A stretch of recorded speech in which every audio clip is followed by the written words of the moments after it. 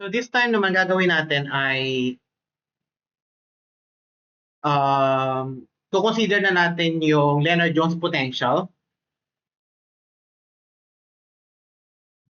So we're going to use yung equations na derive natin. This equation as well as the equation for the Lennard-Jones potential.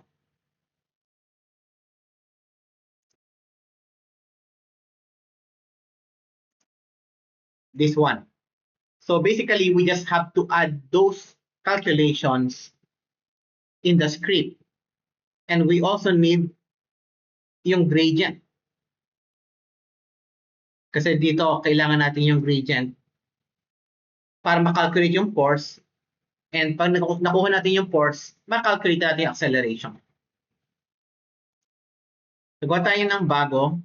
Save ko to as Molecular Dynamics Simulation 3 or sige 3.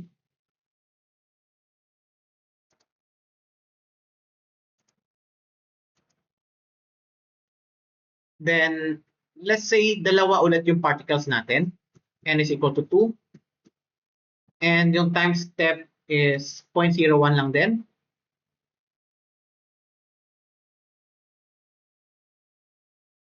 So, baguhin natin ng konti ito. Okay lang pala. L is back size.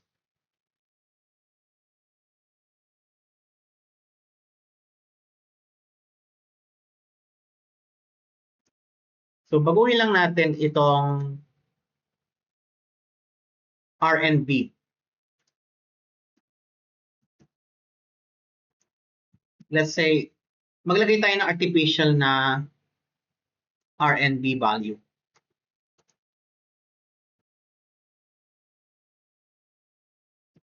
Ipipill natin siya later. Fill up natin later. So, ito yung R and B natin. R0, 0 is, let's say, L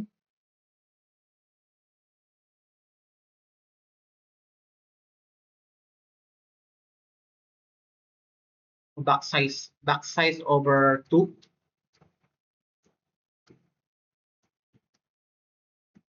plus 1.6 and then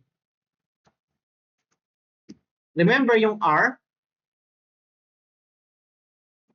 R01, ito yung y-axis for atom 0, R02, ito yung z-axis. So x, y, z. Yung x-axis lang natin ilagay. And then we need to do that for all the atoms. So dalawa yung atom natin. So ito naman is maging 1.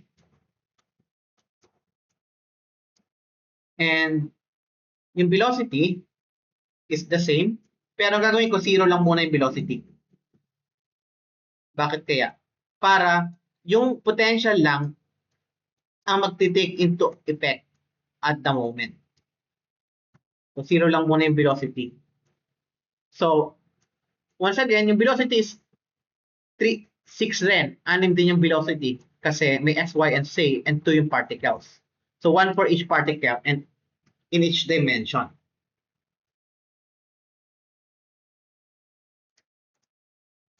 Tingnan natin kung okay ba yung ating nagawang setup. Check muna natin kung ano yung R. Ayan. And yung B. Okay. So, the same pa rin itong reflect boundary. Itong update R, babaguhin natin ito ng konti. Lalagyan natin ng bago natin yan baguhin, magdagdag muna tayo ng bagong equations. Doon tayo sa Lennard-Jones potential. LJ potential. So, ang Lennard-Jones potential ay nakadepende sa Rij and sa sigma. So, wala pa tayong sigma. Mag-define tayo ng sigma.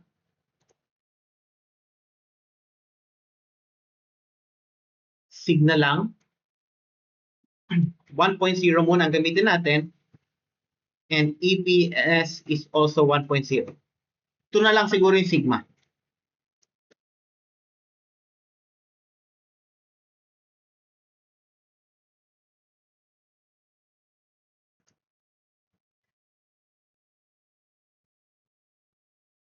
Now let's define the Lennard-Jones potential function.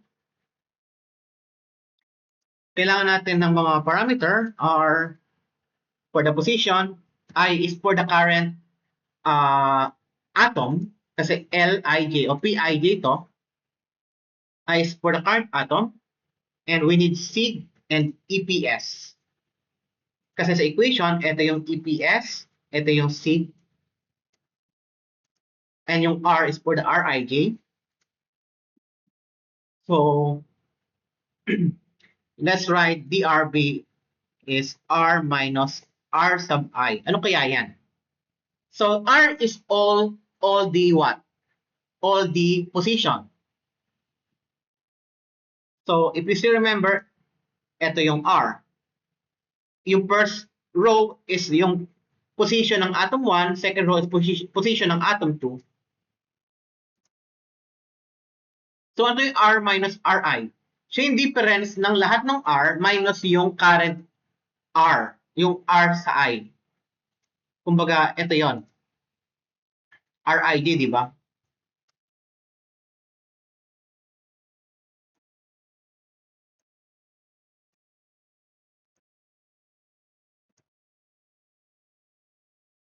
So, this is the distance in each dimension.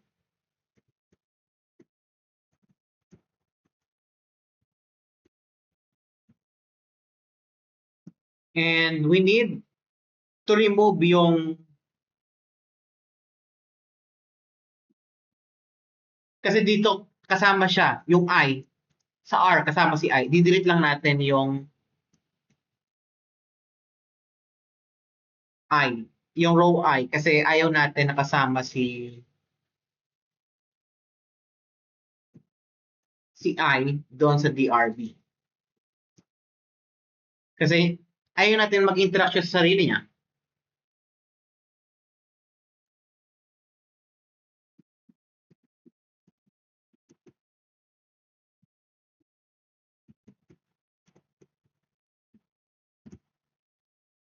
And DR, let's say,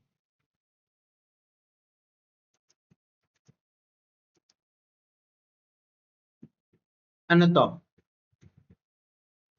Ito na yung absolute distance. Yung mismong formula ng Rij, this one.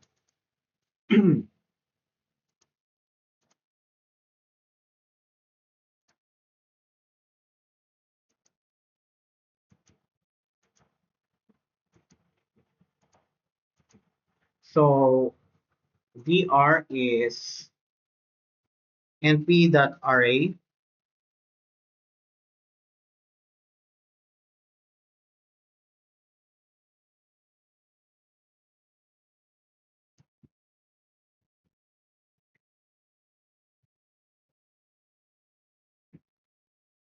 a0 squared plus a1 squared plus a2 squared.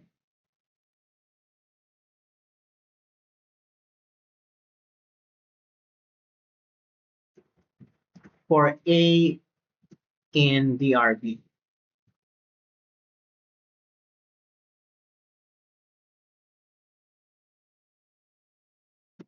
And then kunin natin yung R6.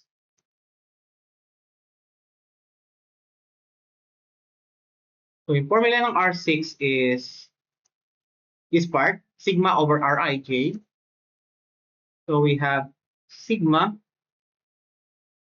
over Rij na raised sa 6 power Ang Rij natin dito in this case is yung dr.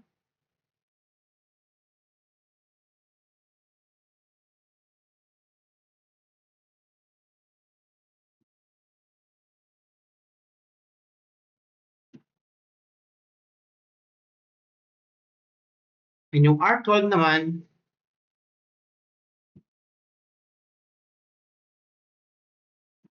so actually pwede nyo rin i-try sa Excel yung MD simulation. Pero for each atom, kailangan nyo ng XYZ component. For position and XYZ component for velocity. Mamaya, if may time pa tayo, papakita ko.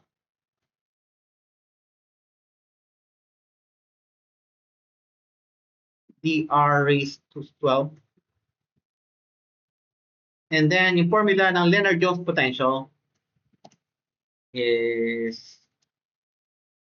4 epsilon times yung sum ng dalawa. So, 4 times EPS times sum ng R12 minus R6 minus R6. And then, we're going to return yung Lennard-Jones potential.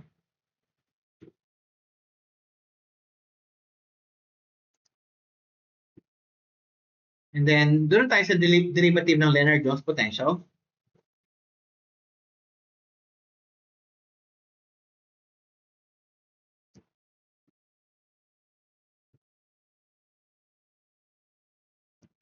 So, we define this function that requires the same parameter, R, I, sig, and EPS, and requires in the same stops. Ito rin, nasa taas.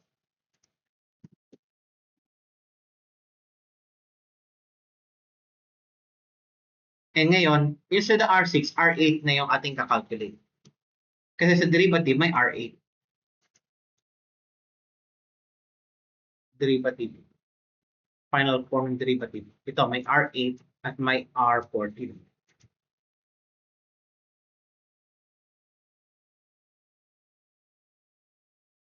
R8 is sig over np.ra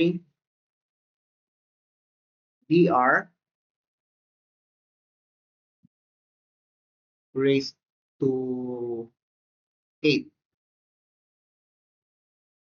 And R12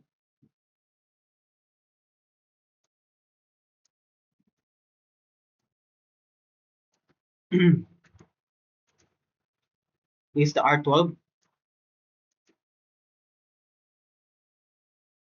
May 4.0 sa unahan, 4.0 times,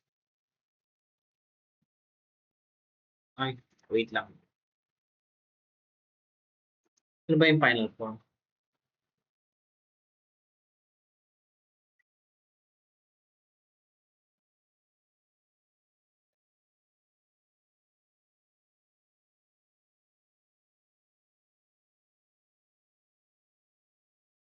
R14.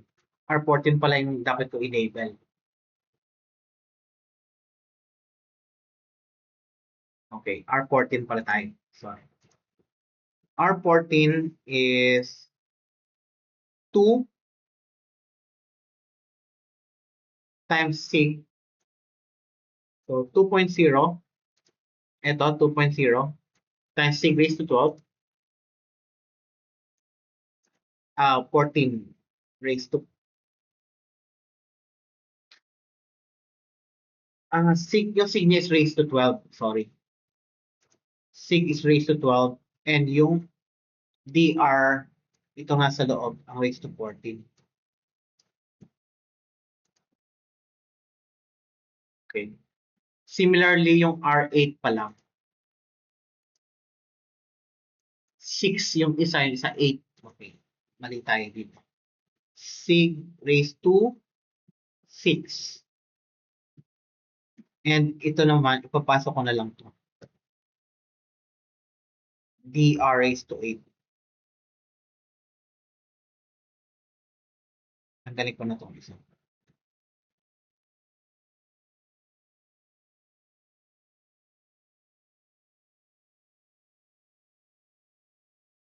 Then, R8 minus R14. Ito yun. So, R8, R14, ang gamitin natin variable is equal to R14 minus R8. Tama ba? R14 minus R8.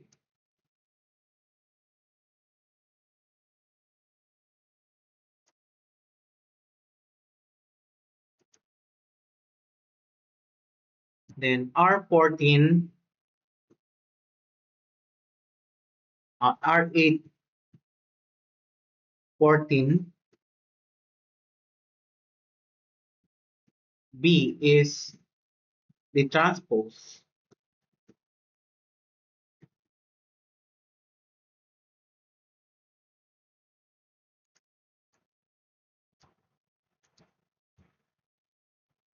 DRB times R8, R14.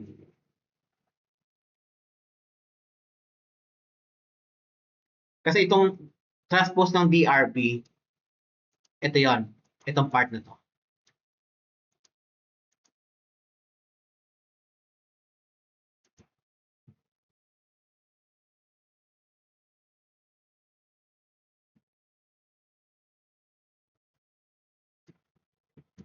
Ayan, pag-add natin silang lahat,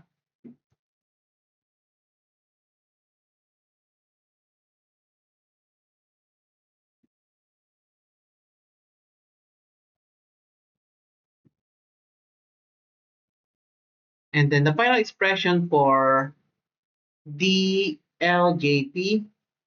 is equal to negative 24.0 times EPS, okay, EPS times R814 BS, R8, R14, R8, R14. Okay.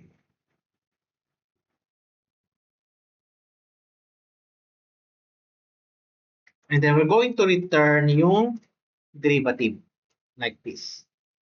So basically, tinype lang natin yung script for the calculation of the derivative of the Lennard-Jones potential as well as for the calculation of the Lennard-Jones potential. And then sa update script natin, magkakaroon tayo ng dalawa. One is for velocity update and the other one is for position update.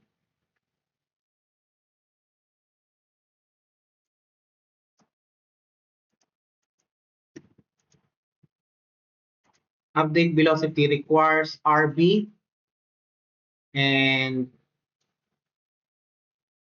DT as well as sigma and EPS. And we need to calculate yung acceleration. Ano nga ulit yung formula ng force? Force is negative.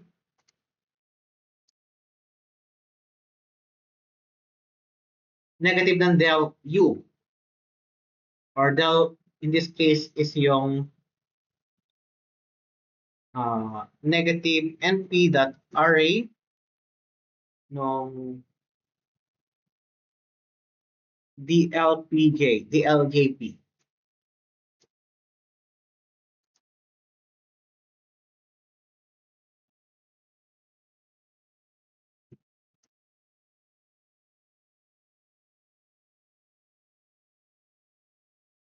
For I in range N. And from there, makukuha natin acceleration is force over mass. Meron ba tayong given na mass? Wala pa tayong given na mass. Maglagay tayo ng mass. 1.0 na lang.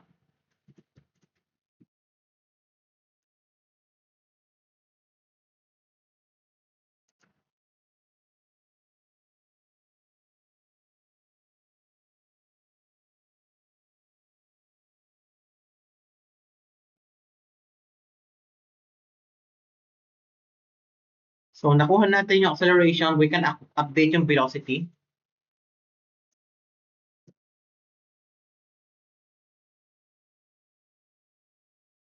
B is equals to B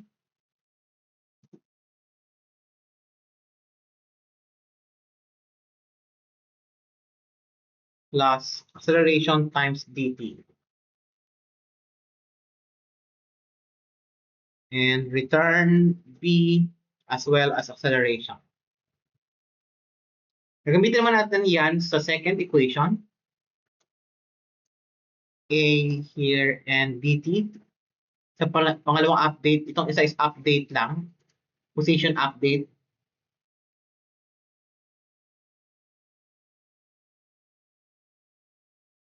So if PB, lagyan ko rin ng PB.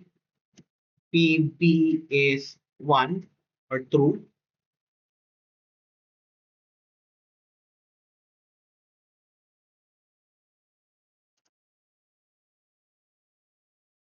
And B will be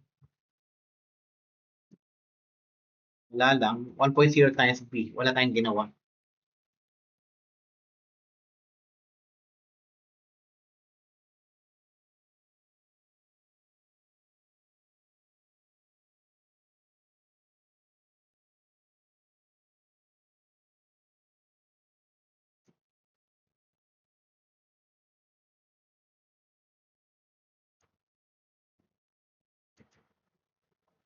And return, okay, like this. So, simulan natin sa taas.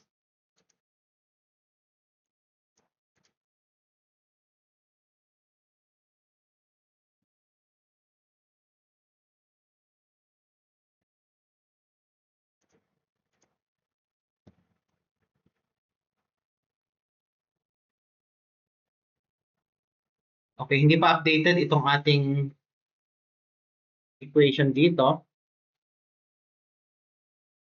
So, kailangan natin ng dalawa.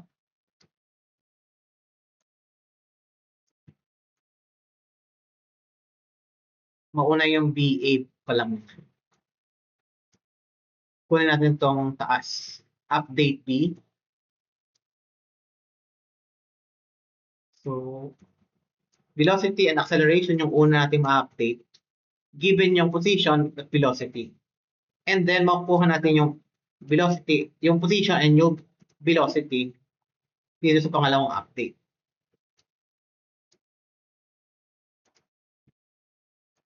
So, i-zero ko yung periodic boundary.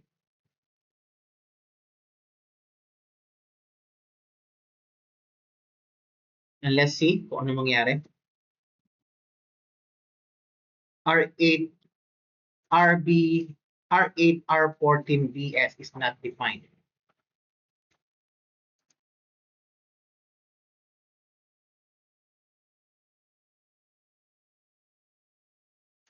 Ito, nakalimutan ko lagyan ng R.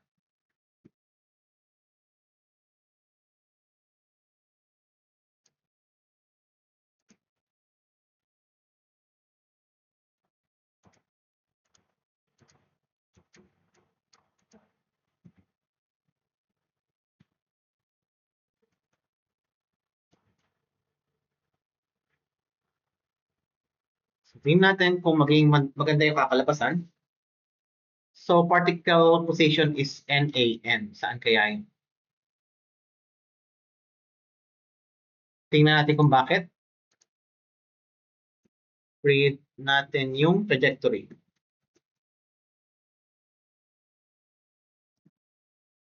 So, NaN. So, I need to debug kung saan nanggaling yung NaN na yan.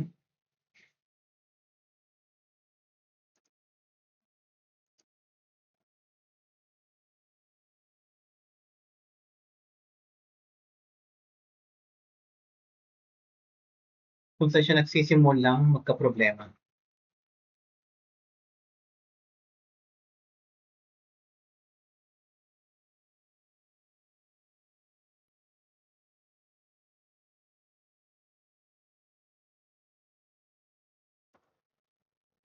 So now let's continue. Dinibag ko lang muna yung code. Start ko siya, i-run ko lang.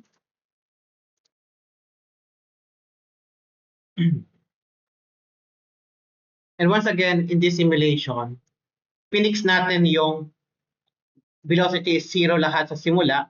And then, yung position, CX lang ang pinagbasihan natin. Yung iba, ibang axis, hindi natin sila, pinix lang natin sila magkakaparehas. So the result is like this. Isa is argon, isa ay neon yata yung isa.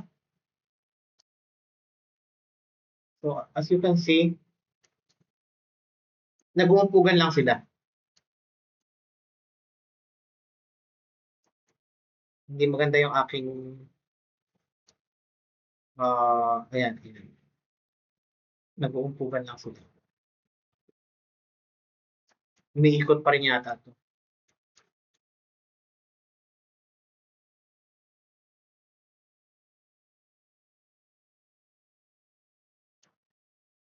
So tingnan natin kung anong naka-select. Periodic boundary is true. Ipo-pause natin yung periodic boundary.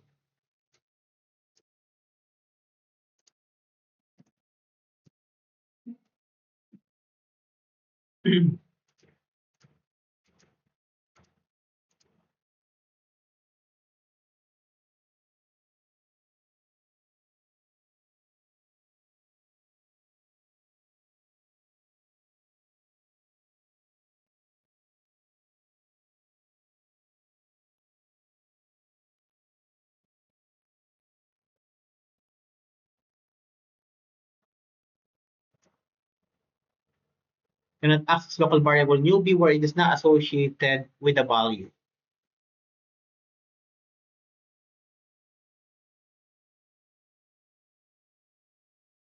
Reflective. Associated.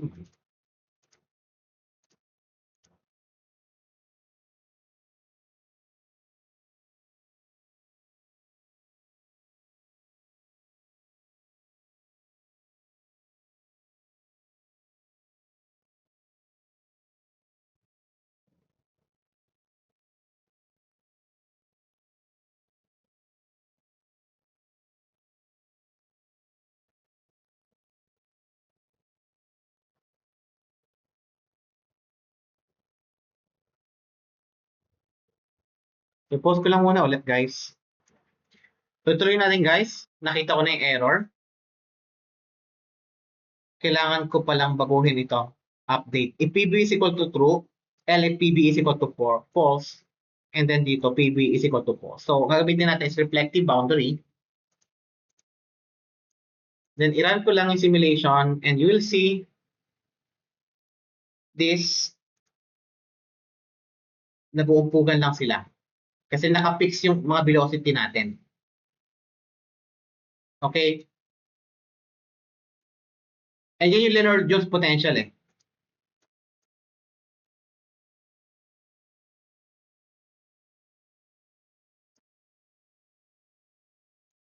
So ngayon, gawa tayo ng isa pa, palitan natin yung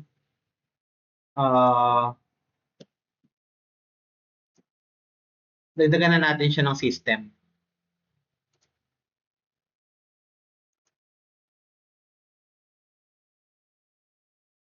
So, number of atoms, gawin natin 10.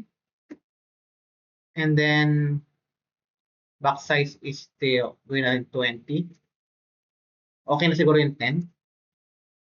Baka crowded sila. Gawin natin 15.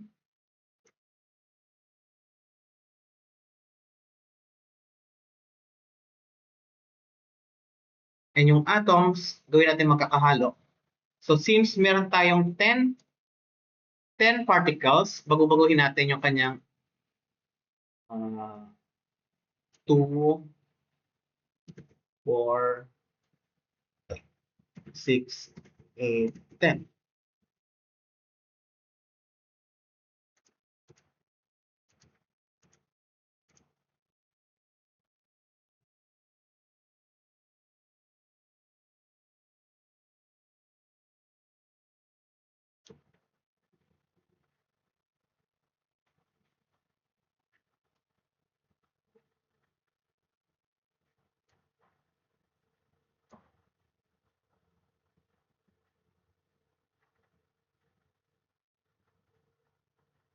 So you might find it difficult to understand yung mga ginawa natin ngayon.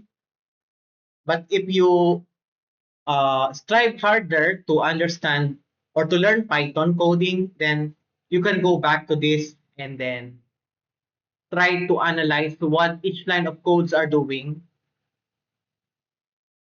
After that, doon mo palang masabi na naintindihan mo talaga yung mga equations na ginagamit sa molecular dynamics.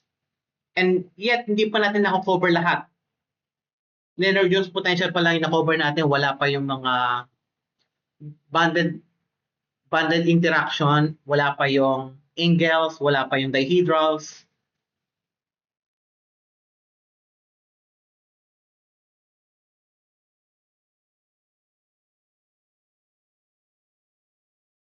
Lakihan lang natin ng konti, nagkakaroon na siya ng error dito.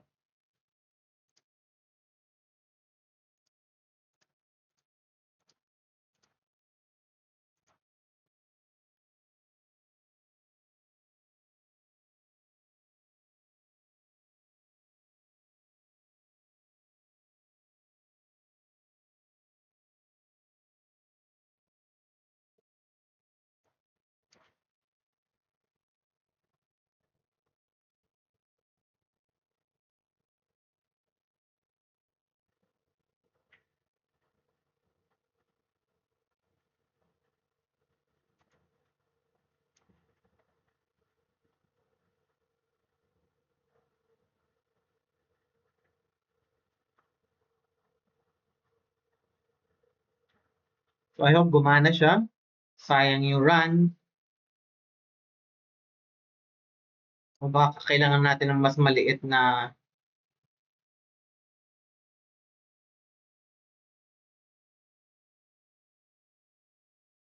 yung generation and trajectory is taking some time. 5,000 lang naman yung binigay ko. Itong taas na dalawa pala yung kwan ko. May frames dito sa baba at meron pang frames sa taas.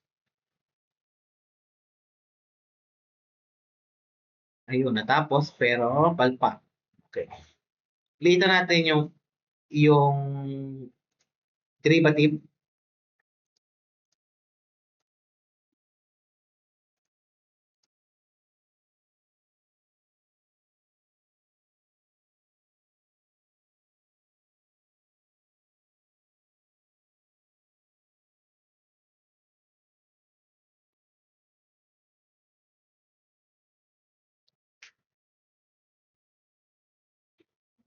So if hindi nyo maintindihan yung ibang mga parts ng topic natin ngayon, pwede nyo balikan yung kinematics in physics. Kasi yan yung basics nito. Pero ito is ginagamit sa, yung kinematics is ginagamit siya sa uh, speed ng sasakyan, distance traveled, this part of high school physics.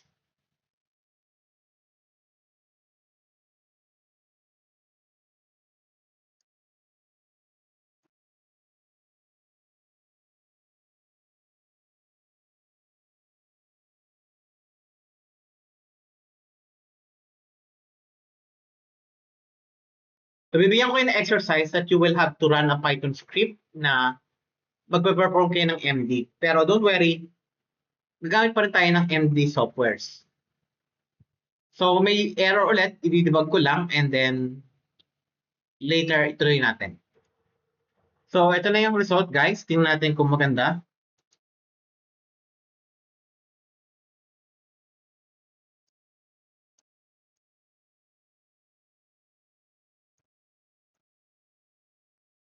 Okay naman. And makikita nyo dito mas mabilis yung mas maliit, no?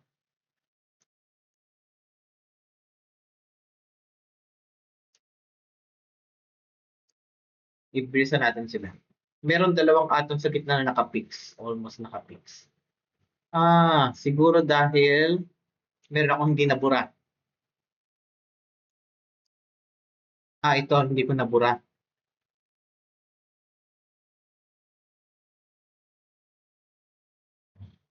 Okay, yun. Hindi ko nabura to. So, control, yan.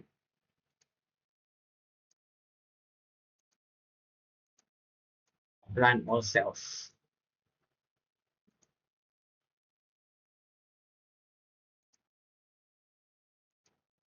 I hope gumana.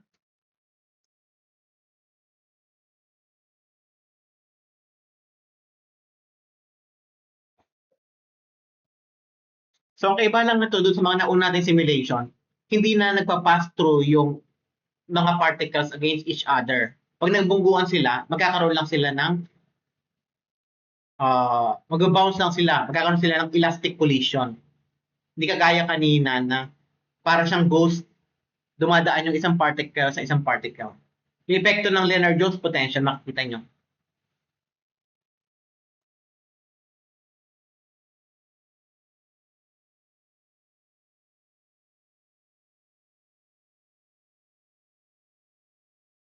So sa mga susunod na lecture, dun muna din pa rin tayo sa mga theories behind molecular dynamics. Dun pa tayo sa, i-cover natin yung mga iba't ibang potentials.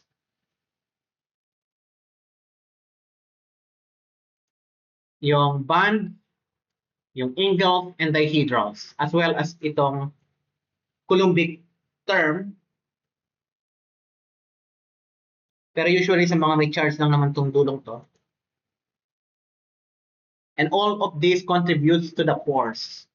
Kasi nagko-contribute sila sa potential energy.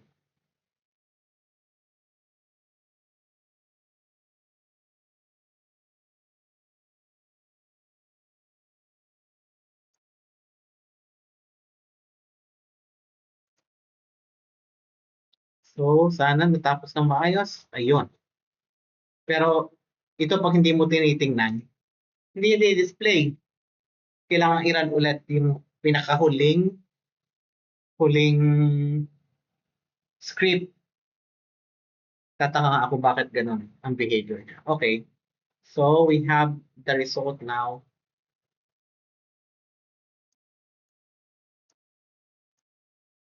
Yan.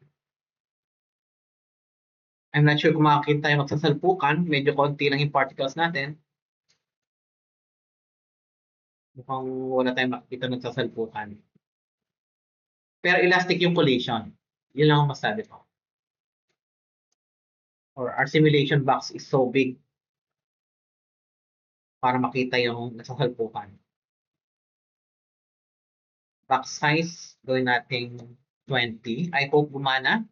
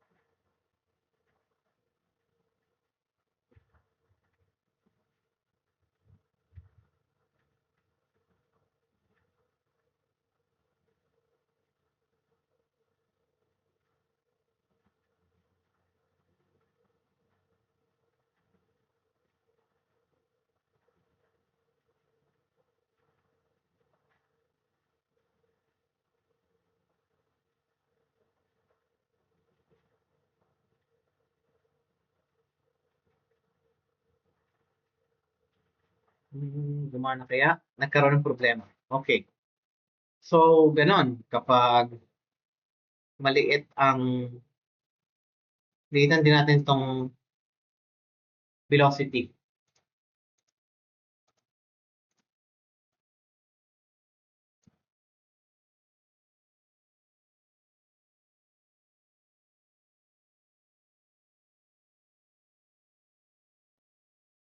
So, mag-install na kayo ng Anaconda and install the following libraries. NGLView and yung MD Trudge. medyo madugo yung installation nito. Pero kapag ang in-install yung Jupyter Notebook is yung classic notebook, wala kayong magiging problema. So paki-search na lang sa Google din how to install these libraries. And paki-review yung Python.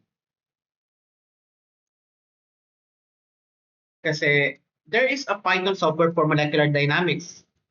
Tawag is OpenMM. So, siguro yun yung gamitin natin. Pero pwede na tayong gumamit ng GROMACS and any other software. Pero usually kasi, nowadays kasi, Python is the language of data science. And majority of the published paper in MD, gumagamit sila ng data science. So, medyo popular na yung OpenMM.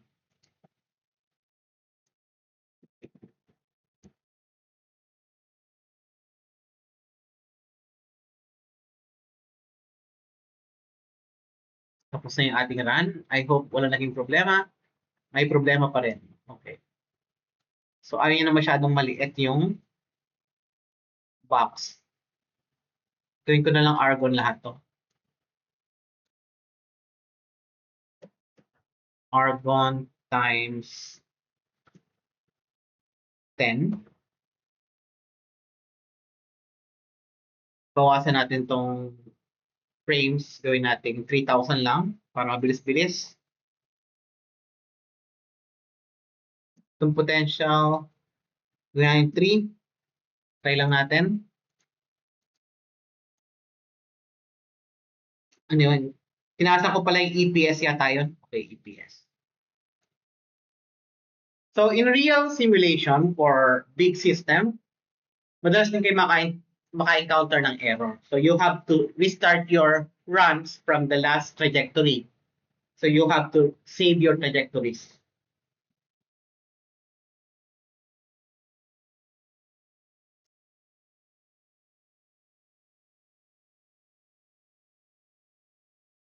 Okay, marami siyang problema. Gamit na lang tayo nung nagawa ko na kanina.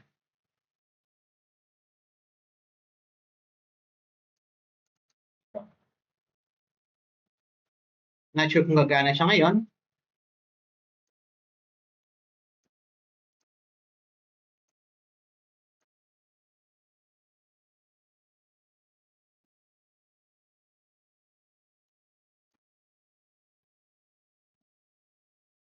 Okay, this one is for 2 atoms. Gumagana siyang maigi. Hanap tayo ng for many atoms.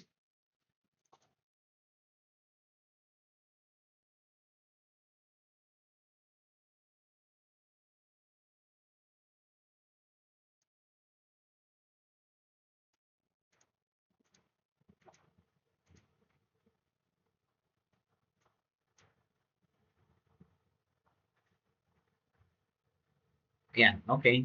This one works. Not sure why. So, baka meron lang akong typo error somewhere. And not sure kung gumagamit ng periodic boundary ba. Reflective boundary siya. Reflective boundary. Ayun, napansin nyo, nagkaroon ng collision. Pero hindi sila parang ghost na dumaan sa isa't isa yung mga particle natin. Pag nag-collide sila, nagbabounce lang sila. Although sometimes parang medyo nagdikit sila. Pero nagbabounce lang sila. Ayun no. Nagbounce silang dalawa. Ayan din. So, ito magandang example, napakaraming collision na nangyari. Ayun, collision. Collision, nag-bounce lang. Okay. Yun ang epekto ng periodic boundary condition. So, I hope naging clear sa inyo.